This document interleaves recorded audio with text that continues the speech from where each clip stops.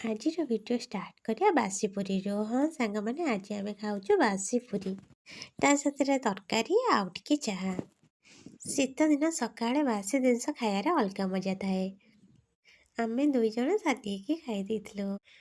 ମା ଆମର ଯାଇଥିଲେ ଗୁଆ ଆଣିବାକୁ। ନାନୀ ପଛେ ପଛେ ଯାଇକି ଦେଖିଲେ ଗଛରେ ଯେତେ ସାରା ଗୁଆ ଝଡ଼ିଛି ତଳେ ପଡ଼ିଯାଇଛି, ତାକୁ ସବୁ ଉଠେଇକି ବାଲ୍ଟିରେ ରଖୁଥିଲେ। ଦେଖନ୍ତୁ କେତେ ସାରା ଆମର ଗୁଆ ଝଡ଼ିଥିଲା। ତାପରେ ନାନୀ ପୁଅ ମଜାମସ୍ତି କରିଥିଲେ। ଏସବୁ ଦେଖିଲେ ପିଲାଦିନ କଥା ମନେ ପଡ଼ିଯାଏ ନା। ହଁ, ଇଏ ହେଉଛି ପିଲାଦିନର ସ୍ମୃତି। ୟାକୁ ଦେଖିଲେ ପିଲାଦିନ କଥା ମନେ ପଡ଼ିଯାଏ। ଆଉ ଡେରି ନ କରି ଆମେ ପଳେଇ ଆସିଥିଲୁ ଆମ କାର୍ଯ୍ୟକ୍ରମ ଆରମ୍ଭ କରିବାକୁ। ପ୍ରଥମେ ଚୁଲି ଲଗାଇ ଆମେ ଭାତ ବସାଇ ଦେଇଥିଲୁ। ତାପରେ ଚାଲି ଯାଇଥିଲୁ ମସଲା ସଜାଡ଼ିବା ପାଇଁ। ଯେହେତୁ ଆଜି ରବିବାର ଅଛି, କିଛି ଗୋଟେ ମସଲା ତରକାରୀ ହେବ। ପ୍ରଥମେ ମୁଁ ଆଳୁ କାଟି ଦେଇଥିଲି, ନାନୀ ଆମର ପିଆଜ ଛଡ଼େଇ ଦେଇଥିଲେ। ଆଉ କେତେବେଳେ କିଏ କାନ୍ଦୁ ନ କାନ୍ଦୁ, କିନ୍ତୁ ପିଆଜ କାଟିଲା ବେଳେ ସମସ୍ତେ କାନ୍ଦନ୍ତି।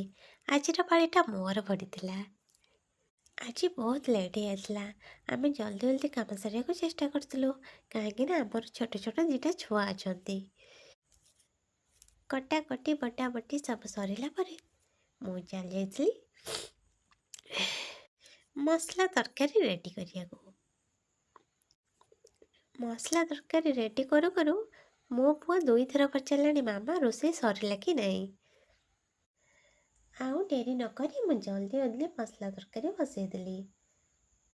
ମସଲା ତରକାରୀକି ଯେତେ କଷିବ ନା, ତା ଟେଷ୍ଟଟା ଭଲ ଆସେ। ରୋଷେଇ ସାରିକି ଆମେ ସମସ୍ତଙ୍କୁ ଫଟାଫଟ ଖାଇବାକୁ ଦେଇ ଦେଇଥିଲୁ। ରହିଲେ ସାଙ୍ଗମାନେ, ପୁଣି ଦେଖା ହବା ଆଉ ଗୋଟେ ଭିଡ଼ିଓରେ। ଜୟ ଜଗନ୍ନାଥ।